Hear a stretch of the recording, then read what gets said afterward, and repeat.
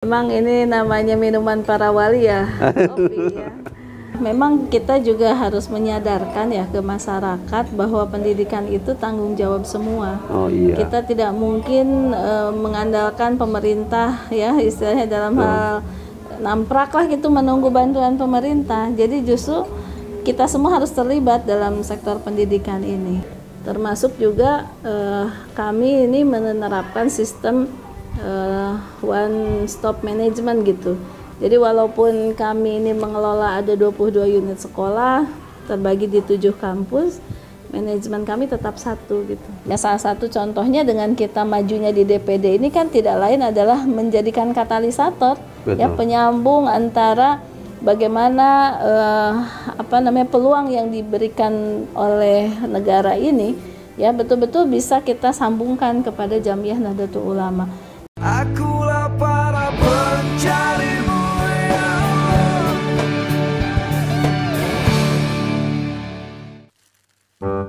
Bismillahirrahmanirrahim. Assalamualaikum warahmatullahi wabarakatuh. Waalaikumsalam. Alhamdulillahi wa kafa, wassalatu wassalam ala nabiyil mustafa wa ala alihi wa sahbihi ahli sidqi wal wafa.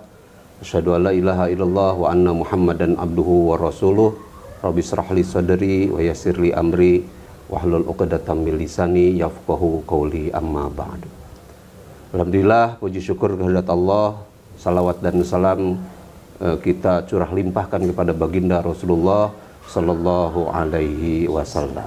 Alhamdulillah, sahabat semuanya, pada hari ini kita bertemu kembali di acara ngopi, ngobrol penuh inspirasi.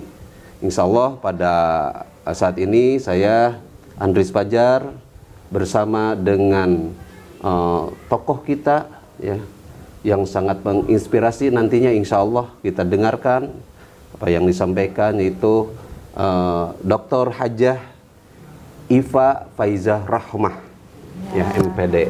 Assalamualaikum Teh. Alhamdulillah. Terima kasih Kang Andries. Alhamdulillah, akhirnya kita bisa bertemu hari ini. Kami dari LPPWNU Jawa Barat ya. Alhamdulillah ada program ya, namanya itu ngopi. Ngopi. Ya, ini kopinya ya. Jadi harus ngopi dicoba itu. Ya? Silakan, Oke, silakan mangga sambil dicoba ya. Bismillah. Ini produknya LPNU ya, Lembaga Perekonomian Nahdlatul Ulama. Iya, insya Allah. Wajib insya nyoba Allah, ini. ya. Halo, alhamdulillah. Penikmat kopi juga? Ya, senang karena suami senang kopi jadinya. Oh iya. Alhamdulillah, insya Allah ini kopi disponsori oleh AOC ya, A Lot of Coffee. Insya Allah nanti suatu saat di Bandung ada, mudah-mudahan nanti di Purwakarta juga ada ya. Iya. Insya Allah. Kalau di Al Muhajirin ada kopi ajengan. Oh iya, tadi udah sebelum ke sini mampir dulu, tapi kebetulan pas lagi mau ngopi langsung bertemu dengan Pak Kiai. Ya, insya Allah nanti kita ke sana lagi. Alhamdulillah Teh, Pak program ngopi ini ya, ngobrol penuh inspirasi, ditampilkan tokoh-tokoh ya, baik kiai, baik itu pembisnis, siapapun itu yang menginspirasi, wabil khusus dari kader-kader Nahdlatul Ulama di LP PWNU Jawa Barat yang dikomandani oleh Pak Haji Purnomo ya. Beliau menugaskan kepada kita untuk program ini, insya Allah mudah-mudahan ada guna dan manfaatnya, wabil khusus untuk menjadi inspirasi bagi kaum muda di Jawa Barat, bahkan mungkin se-Indonesia. Nah, pada kesempatan yang berbahagia ini mungkin kita bertemu dengan Teh Iva Faizah Rahmah ya. Beliau adalah putri dari Profesor Dr. Kiai Haji Abun Bunyamin MA, pimpinan Pondok Pesantren Al Muhajirin Purwakarta, dan juga sebagai Rois Suriah PWNU Jawa Barat. Mungkin silahkan Teh Iva untuk biografinya gitu, untuk menyampaikan dari awal mula berkiprah ya di Nahdlatul Ulama ataupun dari pendidikan dulu ya awalnya. Silahkan Teh. Ya. Bismillahirrahmanirrahim. Assalamualaikum warahmatullahi wabarakatuh. Waalaikumsalam. Ya, sobat ngopi ya semuanya. Mudah-mudahan selalu sehat walafiat dan insya Allah senantiasa berbagi inspirasi nih ya. Berbagi inspirasi tentunya Kang Andri sendiri selaku aktivis Nahdlatul Ulama banyak sekali yang sudah tercurahkan ya berbagai karyanya, termasuk ini kopi juga ya. Luar biasa. Emang ini namanya minuman para wali ya, kopi ya. Amin, Insya Allah berkah, nantiasa kita berada di semangat kita membangun perjuangan di Nahdlatul Ulama. Mudah-mudahan di abad kedua ini sebagaimana semangat kita ya, merawat jagat, membangun peradaban ya. Tentunya merawat jagat, membangun peradaban ini kan tidak lepas dari fondamen utamanya pendidikan. Ya, alhamdulillah saat ini saya diberikan tugas selaku Ketua LP Ma'arif Jawa Barat. Sekaligus juga mungkin kalau sehari-hari saya ditugaskan selaku Ketua Yayasan Al-Muhajirin sebagai yayasan yang berkiprah di dunia pendidikan, ekonomi, sosial, dan kemasyarakatan. Alhamdulillah di usianya yang sekarang 31 tahun, Al-Muhajirin telah membuka 22 unit sekolah dari mulai PAUD, ya, PAUD, RA, TK juga ada, SDMI juga ada, Sanawiyah, SMP-nya juga ada, SMP, SMA, SMK juga ada, perguruan tinggi ada, Institut Teknologi Al-Muhajirin dan juga STI Al-Muhajirin. Jadi bagaimanapun juga kita sadari bahwa pendidikan ini adalah fundament utama dalam upaya penguatan semangat kita di abad kedua dalam merawat jagat. Kenapa? Karena tentunya dengan upaya bagaimana kita semua berkiprah untuk bisa merawat jagat ini tentu dibutuhkan ya orang-orang yang expert di bidangnya ya, dalam menjaga iklim, menjaga lingkungan. Kita butuh yang tentunya juga expert di bidang itu. Dan tentunya bagian daripada semua itu ya Nahdlatul Ulama mudah-mudahan bisa terdepan untuk bisa menjaga amanah sebagai khalifah fil ardh begitu ya disebutnya. Betul. Menjaga warisan ya para nabi, warisan khilafahnya yang ditugaskan kepada kita semua dengan berbagai pengetahuan yang kita miliki dalam upaya merawat jagat ini. Dan alhamdulillah tentunya pendidikan ini senantiasa menjadi semangat ya, khususnya orang tua kami Syekhuna Profesor Dr. Abun Bunyamin MA, di mana semangat untuk tolabul ilmi minal mahdi ilal lahdi lah itu yang menjadi semangat kami di Al-Muhajirin, sehingga pendidikan itu menjadi kewajiban untuk kita fasilitasi ya dari masyarakat itu, dari mulai tadi PAUD sampai ke perguruan tinggi. Bahkan sekarang ini kita juga membuka selain pondok pesantren berbasis kitab kuning, juga pondok pesantren berbasis bahasa, juga pondok pesantren untuk lansia. Subhanallah. Untuk lansia. Ya, itulah semangat ya belajar minal mahdi ilal lahdi. Ya. Ini Teh, sebelum dilanjut nih, wah ini luar biasa nih. Tadi super sibuk sepertinya Teh ini ya. Ini saya mau nanya dulu ya. Untuk tadi mengelola giat-giat Teteh yang tadi, itu bagaimana membagi waktunya nih? Kan dengan keluarga, dengan organisasi kan? Bagaimana nih? Emang itu semua memang tugas yang sangat luar biasa ya. Betul. Amanah yang begitu sangat besar. Tetapi tentunya dengan bagaimana kita membagi sistem dalam berbagai tugas ya. Karena saat ini tidak ada namanya Superman begitu ya. Betul. Yang ada adalah super team ya. Betul. Super team yang kita bagi wilayah di mana ada namanya pengelola unit, pengelola yayasan begitu ya, termasuk pengawas dan yang lain sebagainya. Termasuk juga kami ini menerapkan sistem one stop management gitu. Jadi walaupun kami ini mengelola ada 22 unit sekolah terbagi di 7 kampus, manajemen kami tetap satu gitu. Baik itu dalam konsep keuangan, dalam konsep kurikulum, ya, dan juga penataan yang lainnya.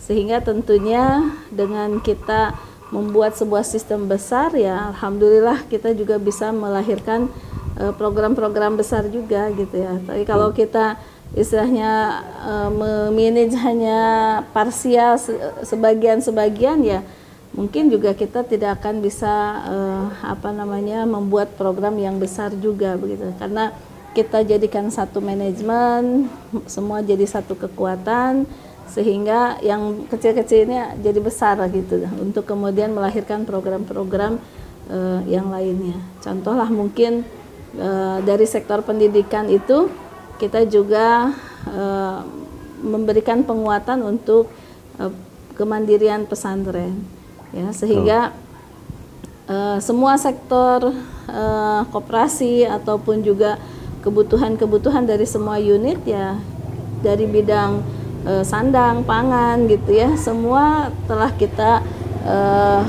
sediakan di bagian ekonomi ini.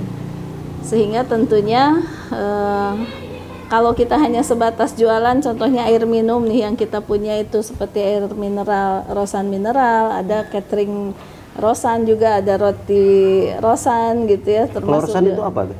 Rosan itu sebetulnya awalnya adalah produksi santri, ya, santri, berupa roti santri awalnya, ya. Tapi akhirnya kemudian jadi brandnya berbagai produk Al-Muhajirin, ya, termasuk juga baju dan yang lainnya gitu. Kalau kita hanya berpikir jualan hanya sebatas jualan saja gitu ya, ini akan berat dan juga hasilnya akan sedikit. Tetapi kalau kita kolaborasikan dengan sistem yang ada di sekolah, kolaborasikan dengan sistem keuangan yang kita buat, ya, sehingga semuanya saling menguatkan, maka mindset besar itulah yang akhirnya kita terus membangun berbagai inovasi-inovasi yang lainnya gitu. Jadi kekuatan integrasi, komunikasi, kolaborasi menjadi satu kekuatan besar. Ini saya kira penting ya, apalagi tentunya di Nahdlatul Ulama ini kan umatnya banyak begitu. Betul. Ya, umat banyak. Kalau kita berjalan sendiri-sendiri nggak akan jadi kekuatan gitu. Kita ini bisa kuat kalau kita bersatu. Ya. Maka itu tentunya ya mudah-mudahan termasuk juga saya di LP Ma'arif saat ini karena beberapa tahun ke belakang ini juga belum ada lah ya produk-produk buku Aswaja yang kita pakai di Jawa Barat. Biasanya kita ngadopsi ke Jawa Tengah atau Jawa Timur. Ya. Alhamdulillah tahun ini juga kita sudah selesai merampungkan untuk versi Jawa Barat. Nah ini mudah-mudahan menjadi kekuatan ya kita semua untuk membangun jejaring semua menjadi satu komunitas besar gitu. Sehingga mudah-mudahan bukan hanya ilmunya saja kita dapat, tetapi sektor ekonominya juga dapat. Ini kan kita nanti bisa kerjasama dengan LPNU gitu ya. Sangat bisa pasti. Apakah itu untuk pengadaan buku keaswajaan ataupun mungkin tadi kebutuhan seragam dan yang lainnya. Yaitu karena bentuk daripada kolaborasi yang harus kita wujudkan. Iya. Jadi Teh dengan sekian ya banyak kegiatan yang dilaksanakan oleh Teh Ipa tadi, alhamdulillah, karena tadi istilahnya kalau di Pemda itu satu pintu ya. Jadi manajemennya satu pintu. Jadi keuangan dan lain-lain sehingga akhirnya semuanya karena satu pintu itu aman. Tapi kalau istilahnya banyak pintu, nah itu biasanya balalocor gitu. Alhamdulillah, makanya ini Teh untuk Pondok Pesantren Al-Muhajirin kan di podcast sebelumnya dengan Pak Kiai, Pak Rois ngobrol banyak juga beliau dari awal bagaimana mendirikan Pondok Pesantren Al-Muhajirin 1993, berarti udah 31 tahun ya. Sampai sekarang itu luar biasa ya. Perjuangan beliau kan istilahnya anak-anak itu tinggal melanjutkan. Nah ini yang sulit itu memeliharanya katanya. Makanya bukan hanya pondok pesantren, bukan hanya peninggalan-peninggalan ataupun yang dirintis oleh orang tua kita itu harus dirawat dengan baik. Begitu juga mungkin organisasi Nahdlatul Ulama, ya, itu merupakan warisan para wali, ya, para kiai. Tidak mungkin kalau bukan wali, dengan menurut data base itu kan lebih dari 100 juta sekarang yang mengaku Nahdlatul Ulama. Tapi kalau bersatu aman, kalau bercerai tidak aman, istilahnya.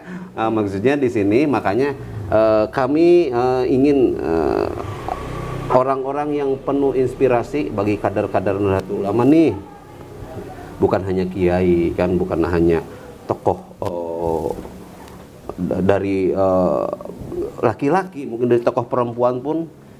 Saya lihat Teteh itu sebagai 50 wanita apa ya yang di itu terinspirasi, menginspirasi ya, yang Tempo itu ya, secara nasional ya di bidang pendidikan dan juga UMKM. Tadi pendidikan udah disampaikan. Nah, sekarang saya mau tanya itu di bidang UMKM-nya ya, karena di lembaga perekonomian Jawa Barat itu kan otomatis ke bidang itu, diantaranya UMKM. Apa saja dan apa saja yang sudah dihasilkan UMKM? Iya, sebetulnya inspirasinya juga tetap ya dari Saihuna ya. Saihuna itu sebetulnya juga awal membangun pesantren itu beliau pernah punya percetakan. Oh iya, punya percetakan. Saya lah yang mungkin waktu pesantren di Jawa Timur ya waktu itu, kalau sambil nganterin saya ke Jawa Timur itu sambil bapak teh belanja apa begitu ya. Sampai akhirnya ya alhamdulillah, namanya usahanya memang tujuannya untuk bisa membangun lembaga pendidikan, ya Allah kabulkan gitu. Betul. Maka itu terus kita jaga gitu ya. Sampai saat ini percetakannya itu masih ada ya. Oh masih ada sampai masih sekarang? Ada, ya. Subhanallah. Tapi tentunya dengan konsep dan manajemen yang terus kita upgrade ya. Salah satunya percetakannya Al-Muhajirin itu dulu pernah dapat sebagai role model usaha milik pesantren yang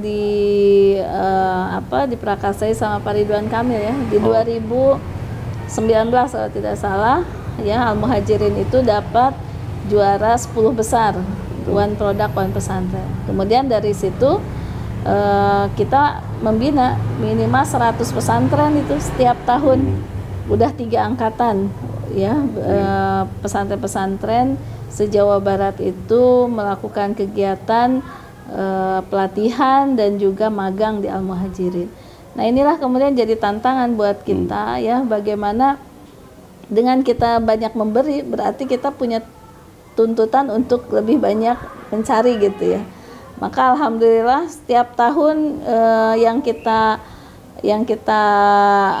berikan kepada pesantren-pesantren itu selalu berbeda. Kalau 2019 ya dulu tentang percetakan. Kemudian di 2020 berikutnya kami menampilkan sektor usaha yang lainnya, yaitu waktu itu adalah Rosan Bakery waktu itu. Nah, Rosan Bakery karena kita juga melihat kebutuhan santri terhadap makanan ya, kudapan ataupun snack sering hajat gitu ya. Betul. Itu kan potensi besar, maka kita buatkan itu. Kemudian di tahun berikutnya kita juga kemudian diminta untuk jadi role model lagi yang kami suguhkan, yaitu tentang penguatan koperasi. Ya, kebetulan koperasi Al-Muhajirin juga ya salah satu koperasi terbaik di Jawa Barat. Jadi dengan kita banyak terus mengikuti event-event seperti itu, kita akhirnya tertuntut untuk lebih banyak berinovasi begitu ya. Sambil terus kita menguatkan belajar sambil berenang sambil minum air lah gitu. Ya. Itu Teh keberhasilan tadi yang Teh sampaikan dari mulai pendidikan terus barusan ya juara OPOP, tinggal Jawa Barat dan lain-lain. Itu ada ini enggak? Apakah itu hasil emang kerja tim tadi atau ada role model atau misalkan kan biasa ada studi banding, studi tiru dan lain-lain itu. Di Al-Muhajirin bagaimana? Kalau studi tiru sih sebetulnya ngalir aja mungkin ya. Yeah. Karena ya kami juga mungkin pernah belajar di beberapa pesantren. Sepertinya konsep kemandian pesantren itu juga memang sudah harus dimanage dengan baik gitu. Ya, alhamdulillah diawali dari satu kesepahaman bersama bahwa yayasan ini harus bisa memaksimalkan potensi dari yayasan oleh yayasan kembali untuk kemaslahatan yayasan. Maka kami bikinkan divisi khusus untuk mengelola itu, sehingga keterbukaan dan juga kesepakatan ya dari semua unit-unit Al-Muhajirin bahwa semua aset yang dilakukan di bidang usaha itu harus berimplikasi terhadap penguatan yayasan gitu. Maka alhamdulillah sehingga dibuatkan manajemennya, kemudian juga kita atur ya ritme bagaimana kerjasamanya dengan berbagai unit. Ya alhamdulillah. Jadi artinya yang penting mah komunikasi lah gitu ya. Betul. Komunikasi sehingga semua sama-sama merasakan kemanfaatannya. Pedagang-pedagang juga yang di masyarakat sekitar kita akomodir di koperasi kita dengan catatan bahwa kita ingin masyarakat maju dan juga ada kontribusi juga ke pesantren. Sehingga kita ada namanya bagi hasil atau seperti apa. Sehingga akhirnya maju semuanya gitu. Ya, alhamdulillah ini tentunya walaupun sekarang Teh Haji tadi di organisasi, di ketua yayasan dan lain-lain, otomatis itu pasti ada. Kalau Saikhuna udah pasti ya, peran Saikhuna sebagai ayah dari Teh Hajah itu pasti udah pasti orang tua. Ini kita kan mau tahu juga bagaimana peran dari suami ya, Kiai Haji Marfu Muhyiddin Ilyas ya. Kebetulan beliau dari Sumedang ya. Sakaruhun. Sakaruhun. Kebetulan kita udah kenal dari dulu ya, alhamdulillah suami dari Teh Hajah Iva, alhamdulillah ya. Memang dari dulu saya kenal, dari sejak kecil udah terlihat ya calon ajengan ya.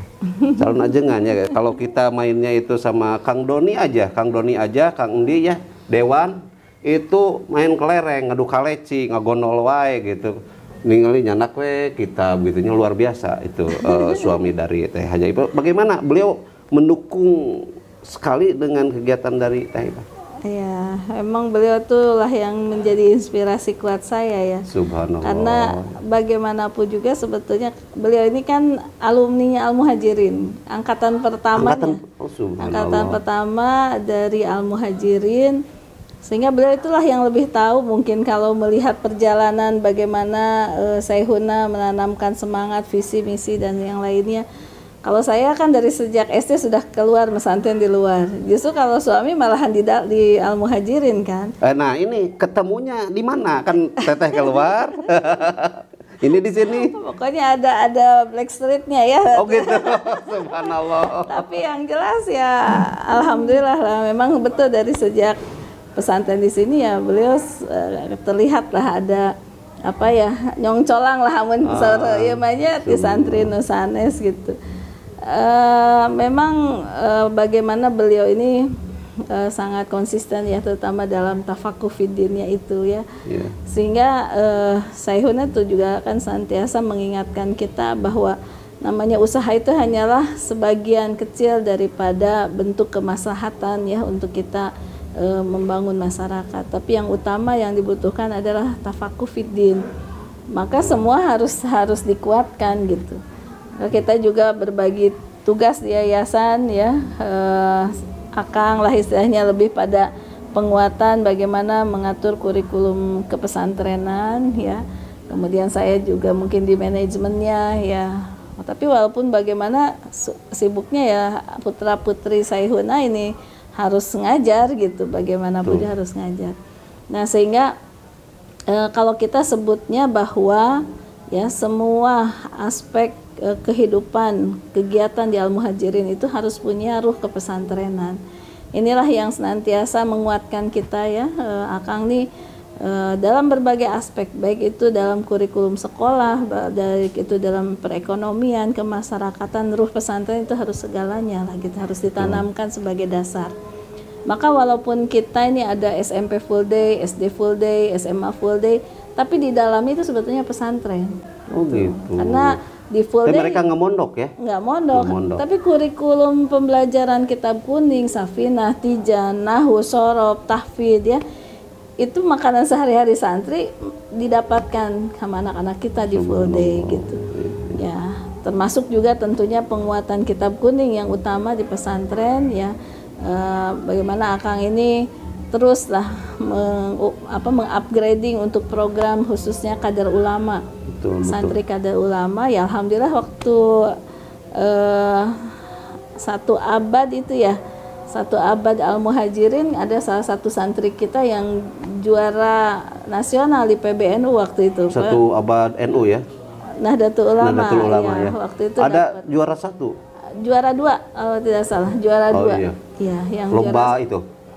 kitab kuning waktu Kitab itu kuning. kalau nggak salah juara 1-nya dari Brebes, juara 2-nya dari Al-Muhajirin. Subhanallah ini. Alhamdulillah. Ada juga Luar biasa, seperti apa ya, kemarin itu ada sehari menjadi menteri gitu ya. Nah, itu kan juga penguatan ke pesantrennya luar biasa. Ya alhamdulillah Al-Muhajirin selalu hadirlah di kancah nasional ya, dalam berbagai perlombaan-perlombaan di tingkat pesantren dan juga tentunya di sekolah. Nah gini Teh, tadi udah menyampaikan bagaimana luar biasanya kan, ada lulusannya bahkan juara-juaranya. Ini barangkali nanti dari sobat ngopi semuanya atau keluarganya ada yang menanyakan, mahal nggak kira-kira masuknya gitu kan? Baik ke SMP kan, SMA gitu kan.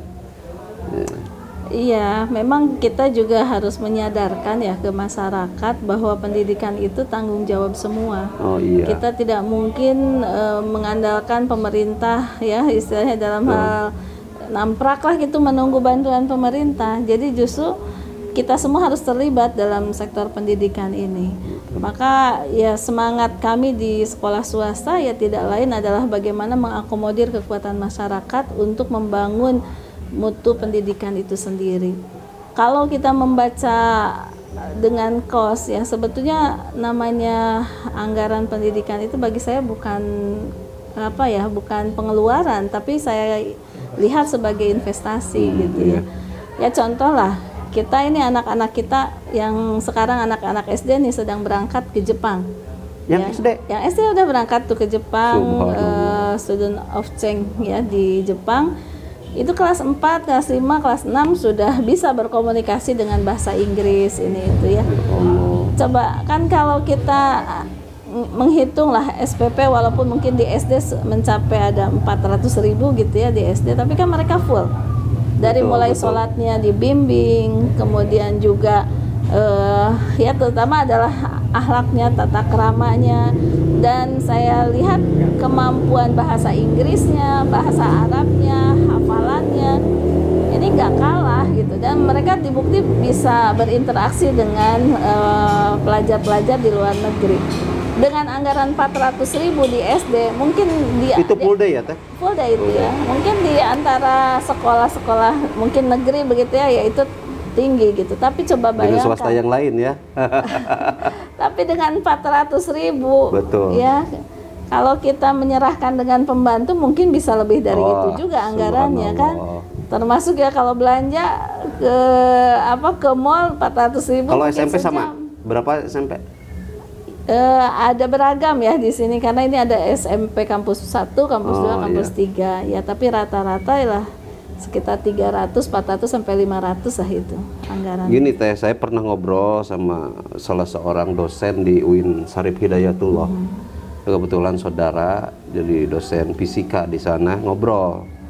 Nanya, kebetulan saya juga mendirikan ya sekolah di sana. Nanya, untuk SD sekarang berapa? SPP-nya 400 Teh sama. Saya juga ngetawain.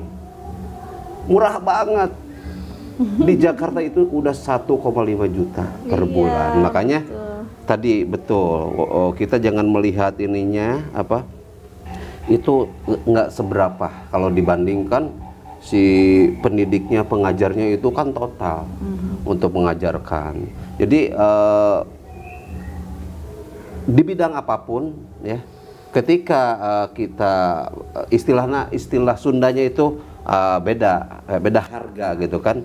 Memang kita jangan dinilai dari besarnya. Kalau segitu masih murah kalau dibanding dengan kota-kota yang lain, dengan sekolah-sekolah yang lain. Di Bandung ada sekolah misalkan SDIT apa, itu per bulannya itu udah 1 juta. Dan itu harus dibayar 1 semester. Terlalu luar biasa. Saya coba cek, kita studi banding, ngobrol-ngobrol, ternyata biasa-biasa saja. Iya, DPD ini juga merupakan hasil tafakur mungkin ya. Iya. Bagaimana NU yang segini besarnya, gitu ya, NU yang segini kompleknya, bukan hanya ngurus masalah haul, tahlil, ya manakib aja tentunya ya. Betul. Karena di abad kedua ini ya tadi cita-cita kita bagaimana membangun peradaban, ya itu dibutuhkan kolaborasi ya dengan berbagai unsur. Karena pendidikan kita yang namanya lembaga pendidikan NU itu kan paling banyak ya, saya rasakan lah ya namanya pokoknya sekolah yang tidak ada pelang Muhammadiyahnya atau PSIS itu pasti sekolah NU aja gitu. Iya. Saking banyak yang ngitungnya gitu. Jadi ya. ingat Gus Dur ya, kata Gus Dur kan begitu. Tapi juga yang paling banyak sekolah bocor. Itu benar. Sekolah nu dengdek anu honorna masih 150, 500 Ya paling gede ya, dengan kondisi sekarang perekonomian yang begitu sangat berat kan, itu sangat miris gitu. Betul. Bagaimana kita tahu dalilnya tentang layan sohani idahum malam yukroma gitu ya. Bahwa 2 figur yang tidak akan bisa memberikan kemanfaatan kepada kita kalau keduanya tidak dihormati, itu adalah seorang dokter dan seorang guru kan gitu. Betul. Kita tahu itu. Tapi sejauh mana kita menghormati guru itu sendiri. Jadi kalau hanya memikirkan al-muhajirin sih sebetulnya ya alhamdulillah banyak yang kita tasyakuri begitu ya. Walaupun tadi disampaikan Kang Andries, di al-muhajirin juga tidak semua seperti itu ya. Di al-muhajirin juga ada anak-anak kita yang memang free, tidak ada pembayaran. Iya. Itu di Sanawiyah Kampus 4 juga free, termasuk juga adalah semua anak-anak guru di al-muhajirin ini juga free. Ya, dan juga anak-anak yatim piatu, du'afa itu hampir 200 orang di al-muhajirin ini ya, mereka mendapatkan pelayanan beasiswa. Tetapi kan pikiran kita tidak hanya untuk bagaimana al-muhajirin ya, ketika Syaihuna apalagi beliau berkhidmat di Nahdlatul Ulama Jawa Barat. Saya di LP Ma'arif Jawa Barat ya. Mulai dorongan gitu ya. Bagaimana ini untuk bisa sama-sama membangun pendidikan ini, betul, gitu ya. Betul. Karena kalau al-muhajirin memberi yes, ada keterbatasan juga gitu. Tetapi ketika kita kolaborasikan dengan peluang-peluang yang memang seharusnya didapatkan Nahdlatul Ulama, baik itu dari unsur pendidikan, korporat dan yang lainnya, ini akan lebih bisa membuka peluang untuk kita bisa mendorong sekolah-sekolah, pesantren-pesantren yang lain juga untuk maju begitu. Dan ya saya rasakan memang pesantren, sekolah ya harus mulai membuka diri ya untuk bisa berkolaborasi dengan berbagai unsur.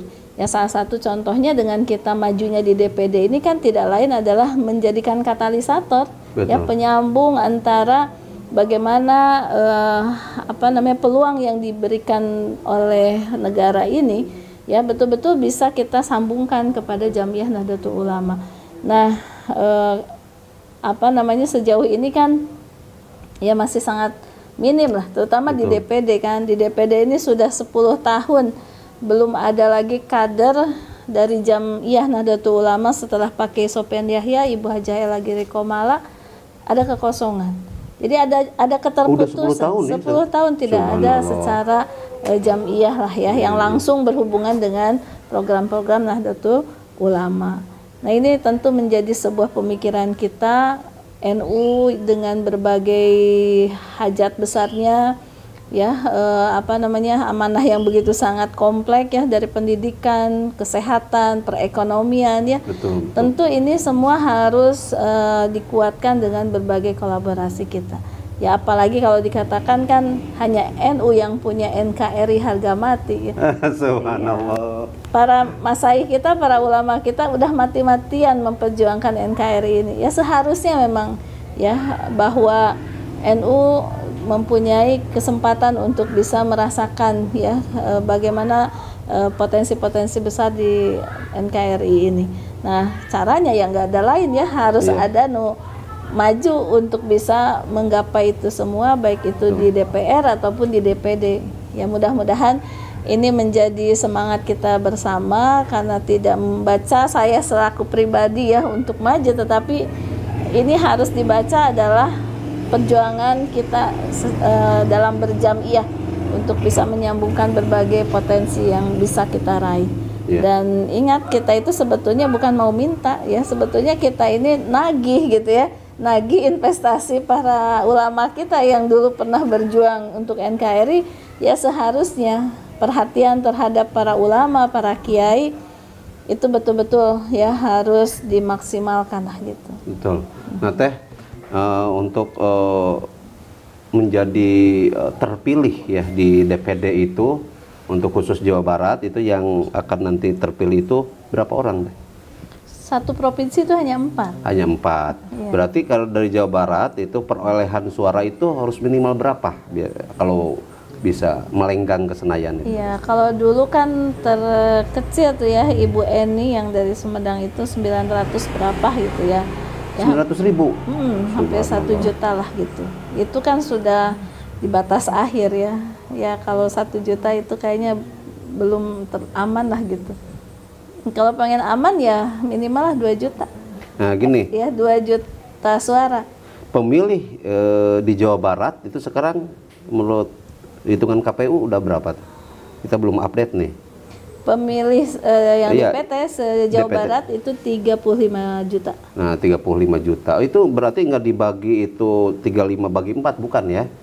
Tapi suara tertinggi aja. Tertinggi. Nanti kan mungkin kan ada yang nggak datang dan lain-lain gitu, yang sah dan lain-lain, sehingga yang kemarin jadi yang Ibu Enda di Sumedang ya, yang Sumedang itu adalah sekitar 900.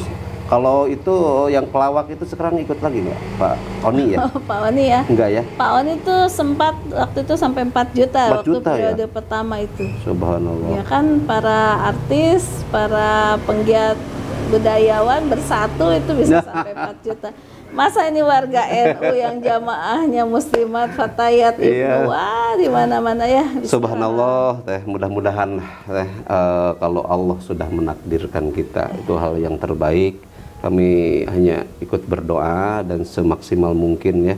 Mudah-mudahan ada kader dari Nahdlatul Ulama untuk bisa melangkah ke Senayan menjadi wakil dari Nahdlatul Ulama di Jawa Barat. Insya Allah. Ya, nah itu semuanya. Silakan Teh untuk bisa menyampaikan baik itu ajakan ataupun kepada para kader dari Nahdlatul Ulama, dari Teh Hajah Iva Faijah Rahmah. Silakan. Ya, bismillahirrahmanirrahim. Sobat Teh Iva semuanya, warga Nahdien Jawa Barat. Kita sebagai warga NU yang mempunyai jumlah yang luar biasa, 65% ya jamaah Nahdlatul Ulama di Indonesia ini, tentu harus dibuktikan dengan kekuatan besar. Jangan hanya besar tapi tidak punya kekuatan ya.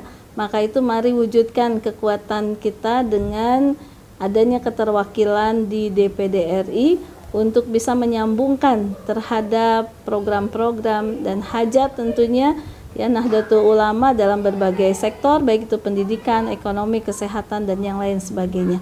Tentunya kami berharap ya ini adalah gerakan kita semua, semangat kita semua, muruahnya perjuangan Nahdlatul Ulama untuk bisa memberikan kemaslahatan lebih luas lagi.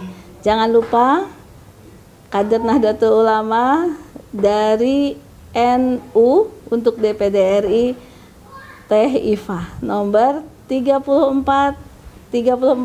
ya, mudah-mudahan maslahat ya untuk memberikan kemanfaatan kita semua. Hatur nuhun. Amin ya Allah ya Rabbal Alamin. Ya demikian podcast kami dengan Teh Hajah Iva Faiza Rahmah, putri dari Syekhuna Rois Suriah PWNU Jawa Barat, yang mudah-mudahan menginspirasi bagi sobat semuanya, sobat ngopi semuanya. Tentunya giat kita ini didukung oleh Taruna Beton, juga dari Jaket Keren, dari Harmonika Komputer ya, dan juga A Lot of Coffee ya. Oh iya, NU Mineral, Nu Mineral ya, dan juga dari Pondok Pesantren Al Muhajirin. Mudah-mudahan kita semua nanti bertemu lagi di lain waktu dan kesempatan. Kami berdoa semoga apa yang dicita-citakan dan diinginkan oleh Teh Hajah Iva dikabul oleh Allah Subhanahu wa taala. Amin ya Allah ya rabbal alamin. Itu saja yang mungkin bisa saya sampaikan. Mohon maaf atas segala kekurangan. Wallahul muwaffiq ila aqwamit thoriq. Wassalamualaikum warahmatullahi wabarakatuh. Terima kasih Teh. Mangga iya deh. Ini teh kayak kopi wine kalau saya rasain. Iya nggak? Kopi wine pernah. Subhanallah.